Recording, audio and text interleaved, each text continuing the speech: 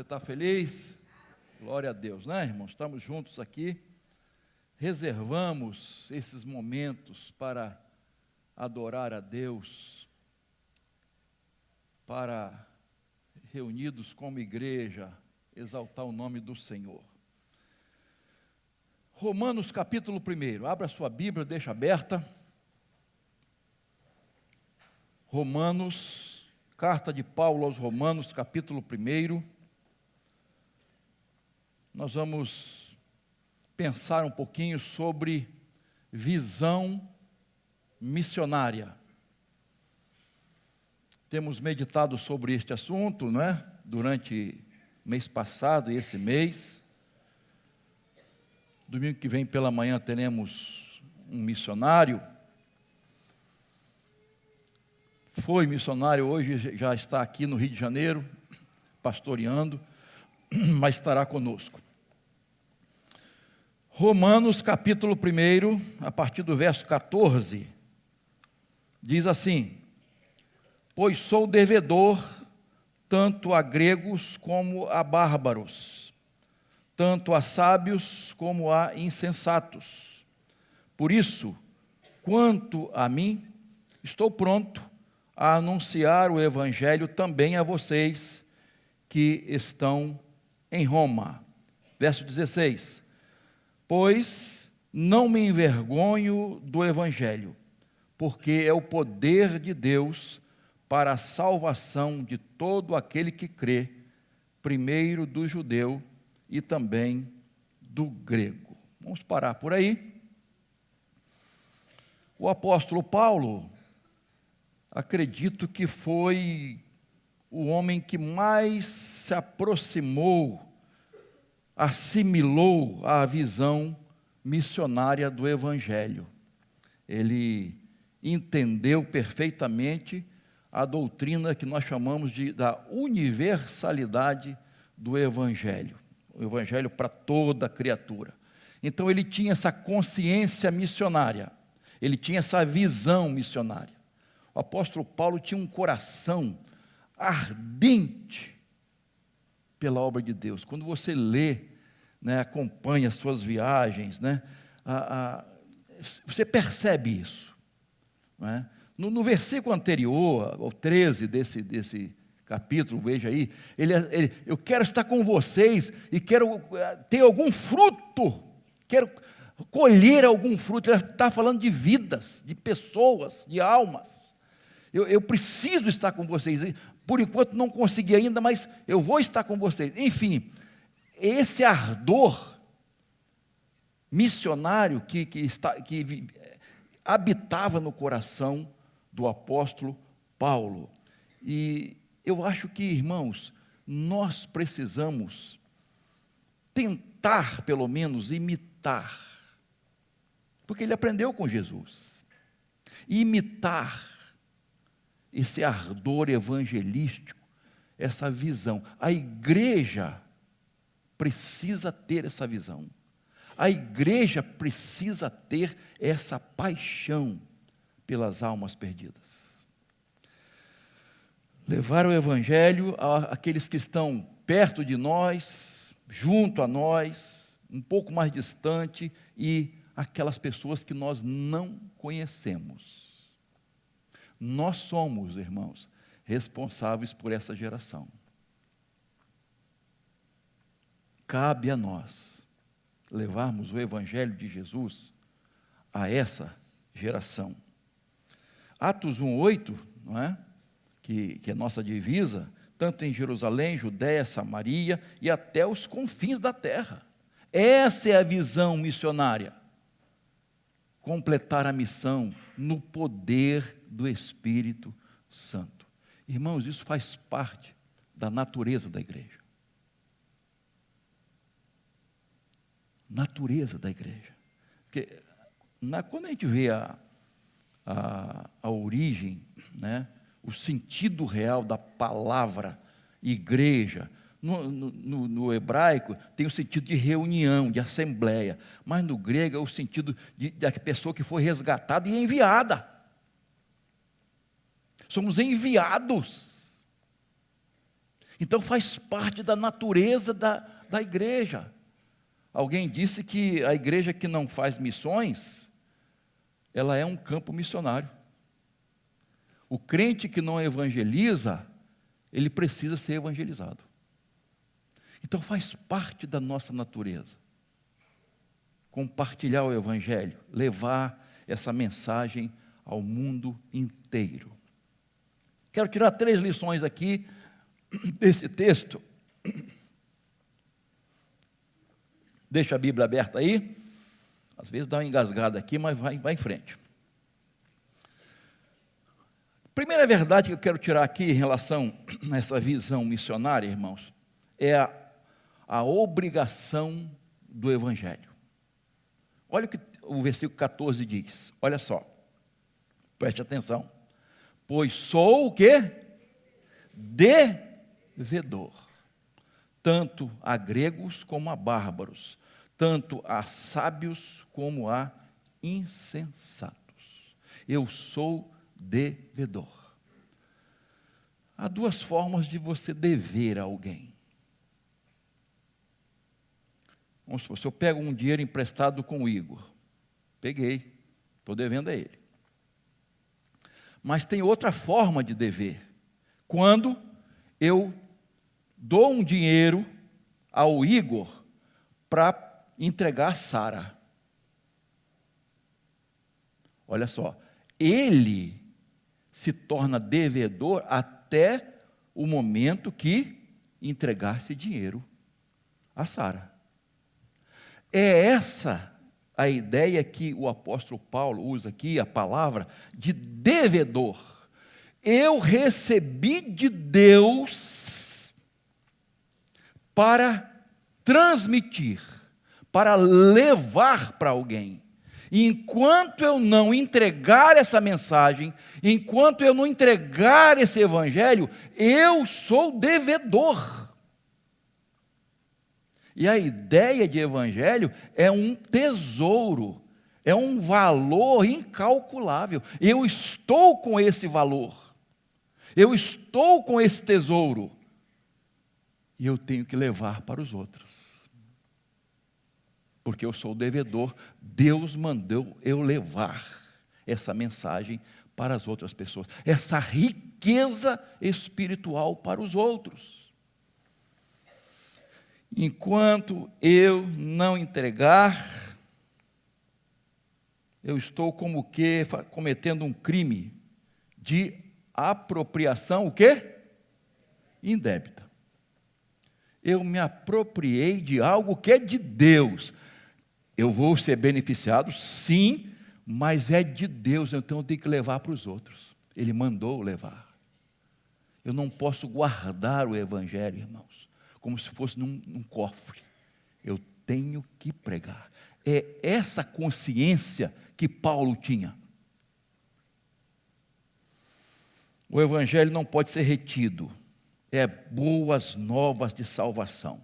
É uma obrigação moral, um dever sagrado. E nós precisamos saldar essa dívida. Paulo saldou essa dívida. Porque todas as oportunidades que ele teve, ele levou o evangelho para as pessoas. E nós não podemos, irmãos, ficar com essa dívida. Você já deveu a alguém? Ih, pastor, não entra nessa não. Está devendo a alguém? Irmãos, é bom dever a um banco, a uma financeira. A agiota nem pensar, né, irmãos? É bom dever a um amigo. Às vezes a gente perde um amigo. Estraga a amizade. Um parente, a um irmão, dever a sogra, eu acho que é a pior coisa. Irmão. Não é fácil, não, irmão. É horrível, meus irmãos, dever a alguém. Ninguém fica satisfeito em ficar devendo, a não ser o caloteiro, né? Aqueles caloteiros, tem gente assim, né, irmão? Que está devendo, não quer nem saber, nem me importo. E isso é triste, irmãos. É um mau testemunho. É questão de caráter, meus irmãos. Isso é grave. Os filhos de Deus precisam ter uma conduta irretocável, um bom testemunho. E isso se aplica em relação a Deus também, né, irmãos? É triste, irmãos, que tem gente que não tem essa consciência de fidelidade a Deus. Deus não me autoriza a ficar com o que pertence a Ele, não, irmãos. Nós temos um dever sagrado de entregar ao Senhor o que pertence a Ele. E Paulo, em Romanos 13:8, diz assim: não fiquem devendo nada a ninguém, exceto o quê? O amor de uns para com os outros. O amor, olha só como é importante. Paulo se sentia devedor do Evangelho. E nós? Será que, irmãos, há essa consciência em nós? Para um pouquinho para pensar. Nós nos sentimos devedores deste Evangelho, dessa riqueza tão grande.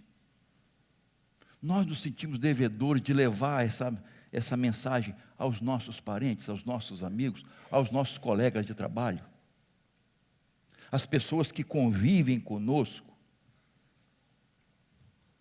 Ou será que, sabe, nem estou aí. Irmãos, a gente precisa ter essa consciência, irmãos, que nós somos devedores aos que estão aqui, aos que estão mais distantes, lá na China, ou aqui no Brasil, no sertão, ou na Amazônia, em todos os rincões desse país, nós somos devedores. Essa deve ser a nossa visão missionária, de nos achar devedores. Devedores. Não fica fazendo com o Evangelho que muita gente está fazendo, não, irmãos. Que deve às pessoas e nem dá nenhuma satisfação. O mínimo que um devedor deve fazer é chegar e dizer: ó, meu amigo, minha amiga, enfrentei umas dificuldades aqui, olha, dá para esperar mais um pouquinho? Está devendo aí financeira? Renegocia a dívida. Não há essas possibilidades de chegar, conversar. Gente, o que nós estamos fazendo com o Evangelho, com essa riqueza tão grande? Segunda verdade que eu tiro aqui, irmãos, é a dedicação ao Evangelho. Primeiro a obrigação do Evangelho, agora a dedicação ao Evangelho. Verso 15, veja aí. Por isso, quanto a mim, estou, o quê? Pronto a anunciar o Evangelho também a vocês que estão em... Olha o que o apóstolo Paulo, ele sempre traz para ele, olha só. Sou devedor, estou pronto, prontidão. No que depender de mim, eu estou pronto a pregar o Evangelho. Às vezes Deus direcionava para outro lugar, ele estava esperando a oportunidade de estar junto aos romanos, enfim, mas estava pronto. Senhor, eu estou pronto. Prontidão. Sabe quando a pessoa procura um emprego, mas ela não está pronta? Alguém disse assim, ó, prepare as ferramentas, deixe tudo preparadinho. Quando surgir a oportunidade, você estará pronto para assumir, para aproveitar. Paulo aproveitava cada oportunidade. Ele pregava na prisão ou em liberdade. Ele pregava nas sinagogas ou nas cortes de grandes reis. Ele pregava nos lares e nas praças. Ele pregava em pobreza ou em fartura. Em qualquer situação, em qualquer circunstância, Paulo estava pregando o Evangelho. E lá em 1 Coríntios 9, ele usa uma expressão muito interessante. Ele diz assim, 1 Coríntios 9,16: ai de mim, porque se anuncio o Evangelho, não tem de que me gloriar, pois sobre mim pesa essa obrigação.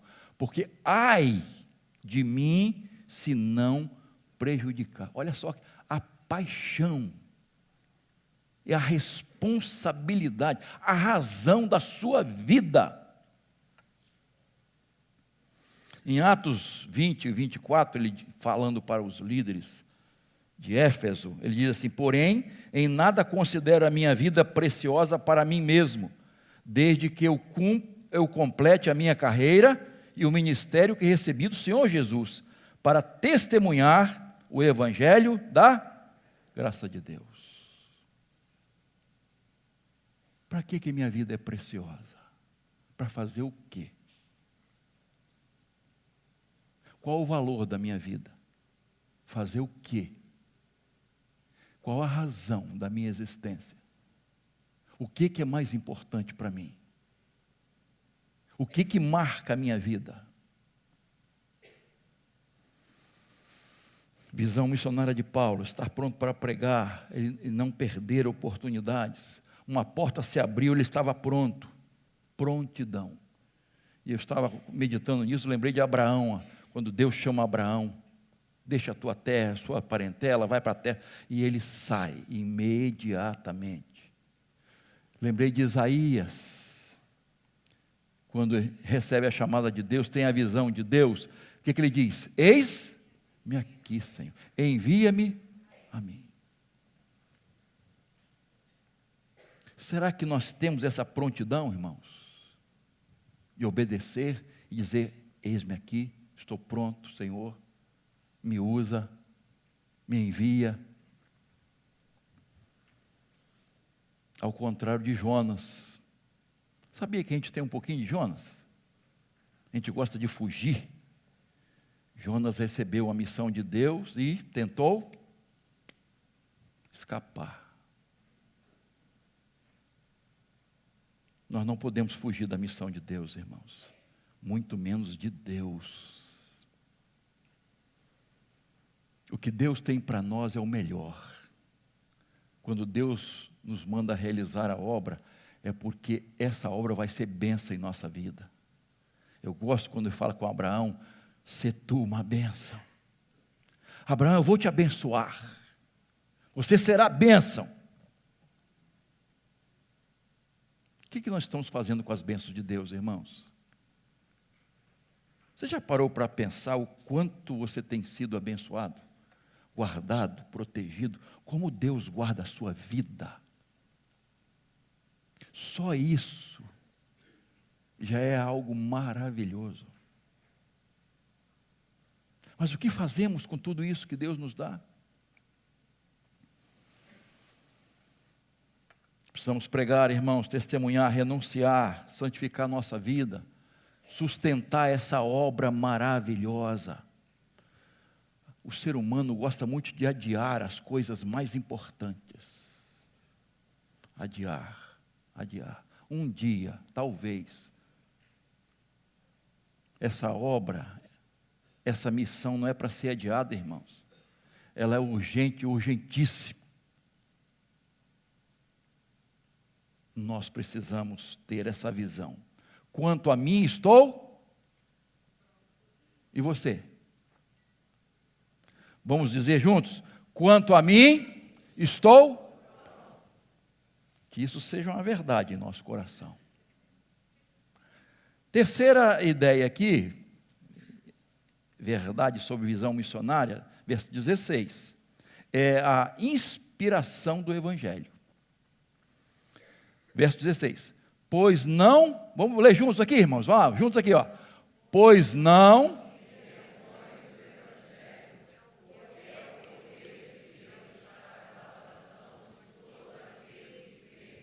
Primeiro do judeu e também do grego. Para os judeus, o Evangelho era pedra de tropeço. Não aceitavam Jesus como Messias. Quando se falava de servo sofredor, era o fim para eles. Eles esperavam um Messias poderoso, assim no sentido político, territorial, reino, terreno.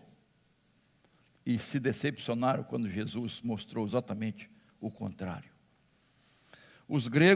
Para os gregos, o evangelho era loucura, era insensatez, fanatismo religioso, especialmente quando falava-se da doutrina da ressurreição. Estou fora. Os romanos se consideravam a elite da sociedade, orgulhosos, prepotentes, Roma, capital do império, a sede do poder mundial, poder político, riquezas e glórias. Evangelho é para ralé. Para os pobres, não para nós. E Paulo, então, ele diz: eu não me envergonho do Evangelho. Eu não me envergonho, jamais. Eu tenho honra em pregar esse Evangelho. Eu não me envergonho. E ele pregava, irmãos, enfrentou muitas dificuldades. Perseguido em Damasco, rejeitado em Jerusalém, apedrejado em Listra, açoitado em Filipos, escorraçado em Tessalônica e Bereia, chamado de tagarela lá em Atenas, diante dos grandes filósofos, taxado de impostor em Corinto. É isso, se nós fôssemos fazer uma lista, irmãos, do que Paulo sofreu, e ele descreve o seu sofrimento, como trazia no corpo as marcas de Cristo, e enfrentou prisões e o martírio, a guilhotina romana. Este homem encarnou o Evangelho. A visão missionária. Eu não me envergonho. Ele diz por quê? Porque é o quê? O poder de Deus para a salvação de todo aquele que crê. Poder. O maior poder que existe no mundo. Agora, irmãos, é triste ver que há cristãos que têm vergonha do Evangelho. Têm vergonha de dizer que são seguidores de Cristo. Têm vergonha até da Bíblia. Têm vergonha de testemunhar na escola, na faculdade.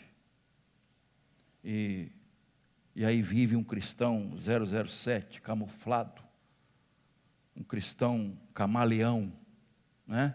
Que muda de cor conforme o ambiente. Isto é, eu vou me proteger, eu não vou me expor, eu não quero que ninguém me veja de outra forma, eu vou me misturar aqui com os outros, vou ficar invisível. Queridos, não tenha vergonha de dizer que você é um servo de Deus, uma serva de Deus. Não tenha vergonha de dizer, jovem, que você é virgem, que você está esperando o casamento. Não tenha vergonha de dizer que você não aceita propina. Todos ao seu redor podem estar aceitando, mas eu não vou aceitar. Não tenha vergonha de dizer que você não vai mentir, que você não vai ceder às drogas, às bebidas alcoólicas. Não tenha vergonha de dizer que você é fiel ao seu cônjuge. Todos podem dizer outras coisas, mas eu sou fiel ao meu cônjuge, sou fiel a Deus, pertenço à igreja de Jesus. Uma vez eu liguei para uma irmã, e ela estava no setor de trabalho. Não vou dizer com que trabalhava não, para não ficar chato, alguém pode, né, tentar descobrir, a mente fica, né? E aí quando ela atendeu o telefone, me identifiquei, é o pastor Tadeu. Aí, assim, houve assim, não foi uma resposta pronta, não. Ela falou: oi, Tadeu. Ela nunca me chamou de Tadeu, não tem problema com isso, mas sempre pastor Tadeu. Mas o que eu percebi? Que ela estava ali, num setor que tinha gente por perto. Eu percebi, posso estar até julgando, mas assim, deu a entender isso, que ela não quis nem falar pastor. Falei, que tristeza, gente. Tem gente que não gosta de ser identificada como servo de Deus, que vive escondido. Crente em Cristo Jesus deveria ter vergonha de ficar falando palavrão, palavras obscenas, de mentir, de ter gato na sua casa, gatonete, de ser caloteiro, de não cumprir com seus deveres, sua obrigação com a sua palavra. Crente devia ter vergonha de passar a perna nos outros, de ser hipócrita, fofoqueiro. Isso sim deveria ter vergonha, de ficar preso à pornografia. Crente deveria ter vergonha de ficar postando nas redes sociais a poupança, a metade dos seios, para atrair o quê? Atrair quem? Esse tipo de comportamento e disposição vai atrair, o quê? Certas roupas, irmãos. O crente deveria ter vergonha de apoiar esses ladrões e corruptos da nossa política. Deveria ter vergonha de incentivar e de votar nessas pessoas, pedófilos, gente que é contra a família, que é contra as crianças. Deveria ter vergonha, irmãos. Deveria ter vergonha de curtir certos vídeos. Deveria ter vergonha de certos pensamentos imorais. Deveria ter vergonha de certas fantasias bizarras. Deveria ter vergonha, irmãos. Porque as pessoas sem Deus não têm vergonha de se expor, de expor os seus pensamentos, as suas crenças. Estão dizendo aí, por aí, que segue determinada seita, que você sabe que está em desacordo com a palavra de Deus. Estão aí, estão disseminando seus pensamentos. Tem até uma passeata aí, horrível, que acontece barbaridades, que é do orgulho gay. Orgulho, olha só. E crentes com vergonha de se mostrarem, de se identificarem. Irmãos, precisamos ter cuidado com as redes sociais, muito cuidado.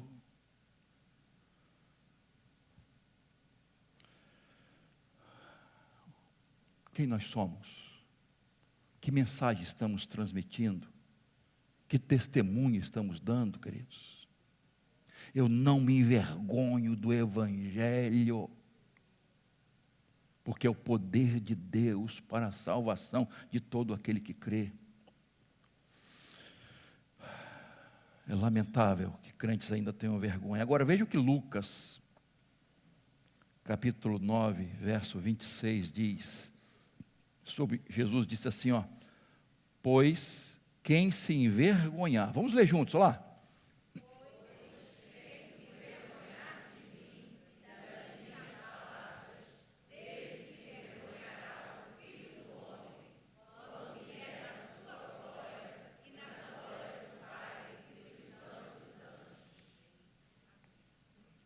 Isso é grave. Crente que se envergonha do Evangelho, Jesus vai se envergonhar dele. E lá em Apocalipse 21:8, não precisa abrir, quando fala assim, ficarão de fora da Jerusalém celestial, do céu. Tem uma palavra ali que fala tímidos, traduções. Outra tradução fala de covardes. Essa aqui fala de covardes. Quanto aos covardes, começa aí, tá? Então, o que é isso? É gente que não tem coragem de se identificar, de testemunhar de que é servo e serva de Jesus, que segue e obedece a Jesus. Não é temperamento tímido, não é timidez nesse sentido. É a pessoa covarde que não testemunha de Jesus. Ficarão de fora, porque não tiveram essa fé, essa coragem de dizer, eu sou de Jesus. Quantos crentes, missionários, irmãos, estão sendo torturados?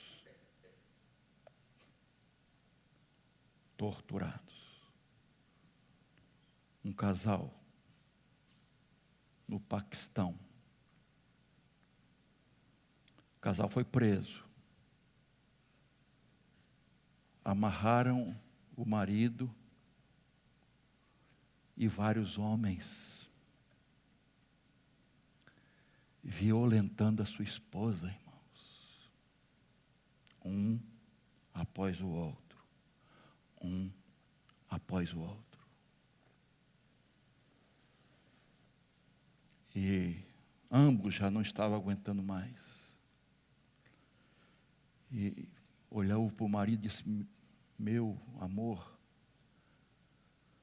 continue firme, porque a única coisa que nós temos é Jesus.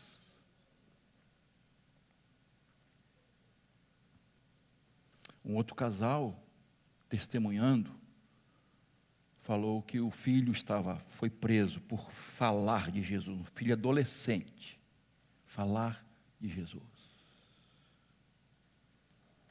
E na conversa com o missionário, eles chorando falaram assim, ele está sendo torturado todos os dias. Nosso menino é torturado todos os dias. Mas ele vai continuar sendo torturado, sabe por quê? Porque ele não vai negar o nome de Jesus. E enfiavam agulhas aqui nas unhas e faziam todo tipo de barbaridade. E eles diziam, ele vai continuar sofrendo, porque ele não vai negar, porque nosso filho é um servo de Deus. E o final da história é longa. Milagrosamente aquele menino foi libertado. E a história diz dele, e os outros depois contaram, que na prisão ele ganhou dezenas de pessoas para Jesus. Sabe por quê, irmãos? Porque eu não me envergonho do Evangelho de Jesus.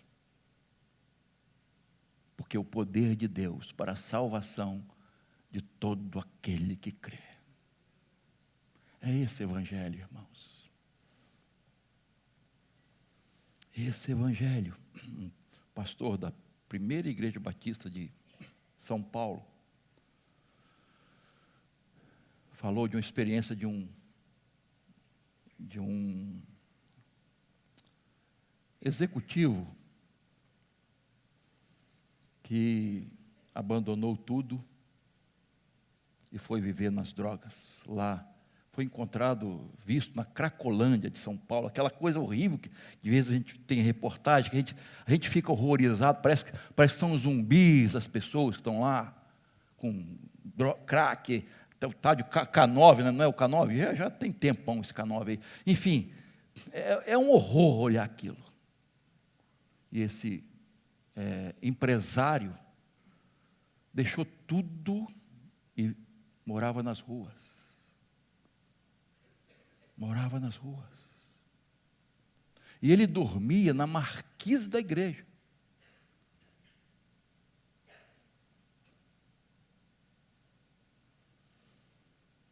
E vivia assim. Um dia, uma filha passou e viu um vulto assim.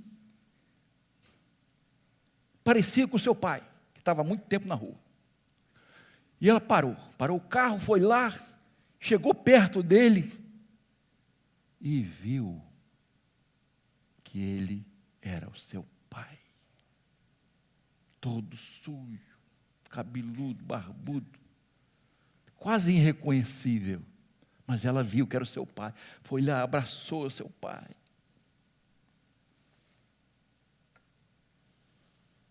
E ele aceitou ir para Cristolândia. Sair da Cracolândia e ir para Cristolândia. E hoje, irmãos, ele é um dos pastores da igreja lá. Auxiliar na primeira igreja batista de São Paulo. Jesus transformou a vida dele, irmãos. Isso é poder de Deus.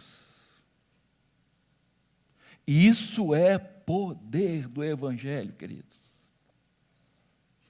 para transformar vidas. Que nós possamos ter essa visão missionária, queridos, a visão a obrigação do Evangelho. Eu sou devedor.